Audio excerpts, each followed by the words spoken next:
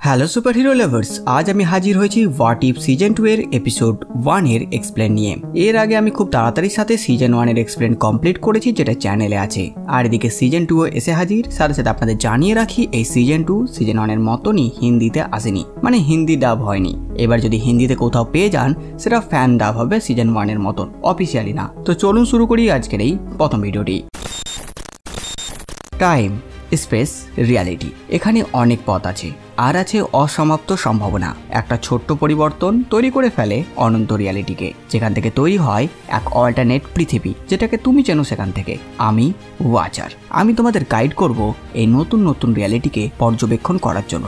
আমার সাথে এসো আর প্রশ্ন করো, what if nebula join the Nova corps? কি হতো যদি নেবুলা নোভা কর্প হতো?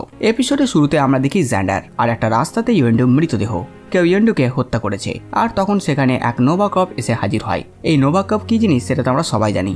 জ্যান্ডার প্ল্যানেটের পুলিশদের বলা হয় নোভা কর্প। আর এই যে নোভা কর্প ইয়েন্ডু ডেড বডির কাছে এসেছে, সে হচ্ছে নেবুলা। সাথে সাথে আরো কিছু নোভা কর্প সেখানে এসে হাজির হয় আর একজন নেবুলাকে এই মৃতদেহ থেকে দূরে থাকতে বলে। আর সে বলে এখন আসল পুলিশ এসে গেছে। এই অফিসারটি আসলে গার্থান সাল, যাকে আমরা guardians of the Galaxy volume 1 এ দেখেছি। সাথে সাথে সে বাকিদের বলে তাড়াতাড়ি এটা ক্লিয়ার করতে হবে 1 ঘন্টার মধ্যে। নেবুলার সন্দেহ হয় আর সে সন্দেহের সাথে বলে কেস ক্র্যাক হয়ে গেছে। উত্তরে সে অফিসার জানায় তার কোনো ব্ল্যাক অর্ডারের দরকার নেই সাহায্যের জন্য, সে জানে তার কাজ কিভাবে করতে হয়।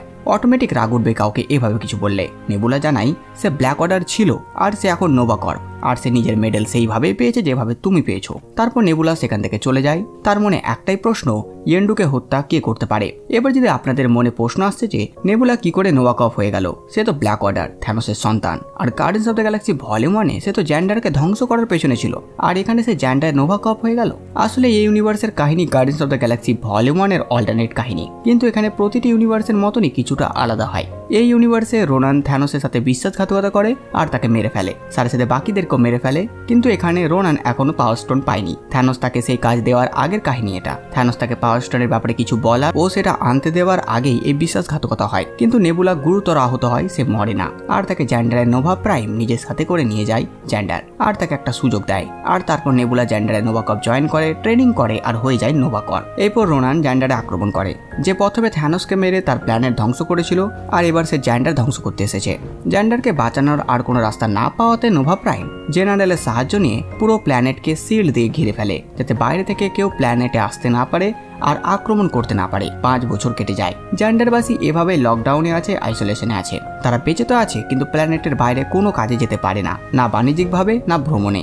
সাল সেই হত্যাকাণ্ড জায়গাটি ক্লিয়ার করার পর নেবুলা আবার সেখানে যায়, কারণ সে এই কেসটি সলভ করতে চায়। যেখানে সে একটা ফুটেজ পায় ইয়েন্ডুর, সাথে সাথে তার আঁকা অ্যারো। আর সেই অ্যারো থেকে একটা হলোগ্রাফিক ভাবে কিছু দেখে, কিন্তু সে সেটা কিছুই বুঝতে পারে না। এরপর সে সেটা ব্যাপারে জানতে জ্যান্ডারের একটা বাড়ি যায়, যেখানে আমরা গ্রুট, মিক, ড্র্যাক্স, কর্গকে দেখি। নেবুলা গিয়ে পৌঁছায় হাওয়ার্ডার ডাকের কাছে, কারণ এই বাড়ির মালিক হচ্ছে হাওয়ার্ডার ডাক। আর গ্রুট, মিক ও কর্গ এখানে কাজ করে। আর হাওয়ার্ডার ডাককে নেবুলা সে আঁকা অ্যারো দিয়ে হলোগ্রাফিকটি দেখায় যে এটা কি। কারণ যতই হোক নেবুলা এই জ্যান্ডারে নতুন, আর হাওয়ার্ডার ডাক এখানে অনেক সময় ধরে আছে, আর তাই সে হয়তো জানবে। কিন্তু হাওয়ার্ডার ডাক জানায় সে এটার ব্যাপারে কিছুই জানে না। কর্গ সেখানেই ছিল, সে জানায় এটা জ্যান্ডারের পুরনো শহরের মেন ফ্রেম কোর, যেটার ইউনিট ছিল B42। নেবুলা বুঝে যায় এটা হচ্ছে ডেটা কোর। কর্গ জানায় হ্যাঁ, এটার মধ্যে বিভিন্ন প্রকারের ডেটা আছে, এমনকি এই সেল যেটা প্ল্যানেটের চারদিকে আছে এটার সোর্স কোডও আছে।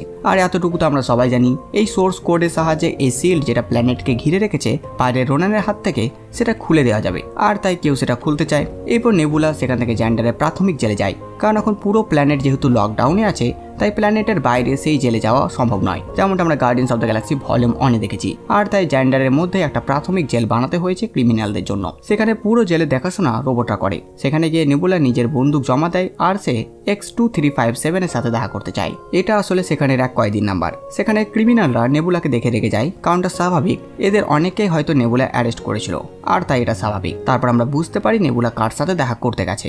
এখানে আমরা দেখি ইয়ন রককে, যে এখানে বন্দি। আর এই ইয়ন রক হচ্ছে সে যাকে আমরা ক্যাপ্টেন মার্ভেল মুভিতে দেখেছিলাম। আর তাকে নেবুলা সেখান থেকে ছাড়িয়ে নিয়ে যায়, যাতে তার সাহায্যে জ্যান্ডারের সিকিউরিটির ব্যাপারে কিছু জানতে পারে আর কিছু সাহায্য পায়।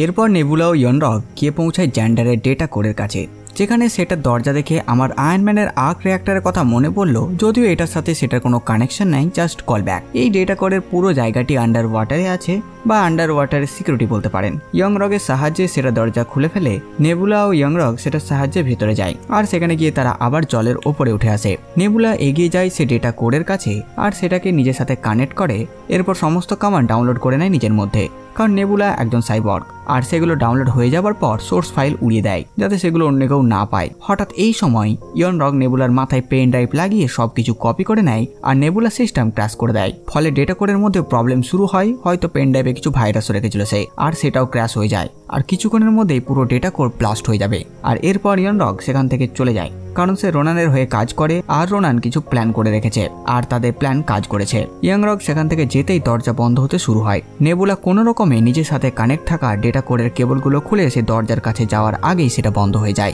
তখন সে কোনো রকমে সেই রুমের নিচে একটা প্লেট সরিয়ে সেটা দিয়ে চলে যায় আর পুরো ডেটা কোড ব্লাস্ট হয়ে যায়, ফলে নেবুলা আহত হয় গুরুতর। তখন সে দেখে তার সামনে নোভা প্রাইম ও ইয়ংরক, আর সে নোভা প্রাইমকে সেই পেন ড্রাইভটি দেয়। এখানে আমরা জানতে পারি রোনান নোভা প্রাইমকে অফার দিয়েছে যে সে তাকে ইনচার্জ বানিয়ে দেবে, বদলে এই প্ল্যানেটের সিল সরাতে হবে আর রোনানকে এখন রাজত্ব করতে দেবে সে। সাথে সাথে ডেটা করে সমস্ত কমান্ড নেবুলা কপি করেছে, যেটা তারা অনেক কাজে লাগাতে পারবে, কারণ সেটাই চাইছিল তারা।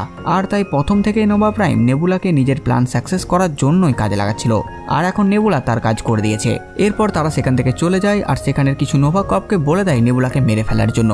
তারা নেবুলাকে অনেক মারধর করে, শেষ অবধি তাদের একটু মেরে সেখান থেকে লাফিয়ে যায় নেবুলা, আর সে আরো অনেক আহত হয়ে যায়। আহত অবস্থায় কোনো রকমে সে যায় বারে, যেখানে কর্গ গ্রুট ছিল।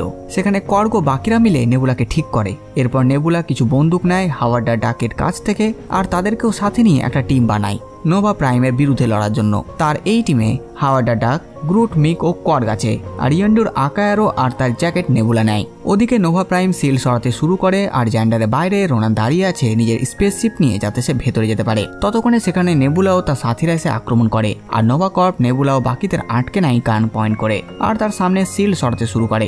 সিল সরতেই রোনান সেখানে আসতে শুরু করে আর হঠাৎ মাঝপথেই সিল্ড বন্ধ হয়ে যায়। রোনানের পুরো স্পেসশিপ ধ্বংস করে ফেলেছে সিল্ডের পাওয়ার। হতে পারে এখানে রোনানও মারা গেছে। এবার এমনটা হওয়ার কারণ হচ্ছে নেবুলা যখন সব কমান্ড নিজের মধ্যে কপি করছিল, মানে ডাউনলোড করছিল, সাইবর্গ হওয়ার ফলে সে সেই সময় সেই কমান্ডের সোর্স ফাইলের কোড বদলে দেয়, ফলে সেটা আবার বন্ধ হয়ে যায় আর রোনানের থেকে পুরো জ্যান্ডারকে মুক্ত করতে পারে সে। এরপর আবার এদের সাথে নোভা কর্পের লড়াই শুরু হয়ে যায় আর শেষ পর্যন্ত নোভা প্রাইম মারা যায়, কারণ সে অনেক উঁচু থেকে নিচে পড়ে যায়। তারপর নেবুলা আবার পুরো প্ল্যানেটের সেল খুলে দেয়, পুরো জ্যান্ডার প্ল্যানেট আইসোলেশন থেকে মুক্ত হয়, ভেতরের আবহাওয়া আবার প্রাকৃতিক হয়ে যায়। এরপর আমরা আবার ওয়াচারের আওয়াজ শুনি।